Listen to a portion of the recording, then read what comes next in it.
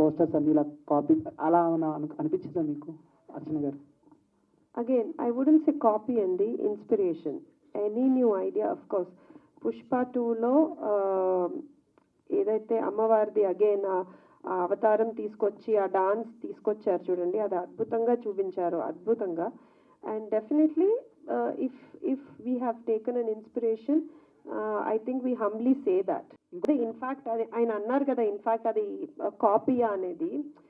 ఎప్పుడన్నా మనం కొన్ని సినిమాలు చూసినప్పుడు సర్టన్ ఐడియాస్, సర్టన్ ఇన్స్పిరేషన్ తీసుకుంటాం, కానీ గుడ్డిగా ఏది ఎవరిని కాపీ చేయలేరు.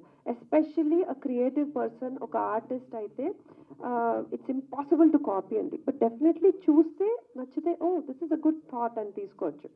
బట్ స్పీకింగ్ అబౌట్ ఈ పాత్రకి ప్రికాషన్స్ అంటే ఐ టోల్డ్ యూ, అమ్మవారికి దండం పెట్టుకున్నాను ఆ రోజు, పూజ చేసుకొని మంచిగా హాయిగా I was in a trance, just different స్టేట్లో ఉన్నాను.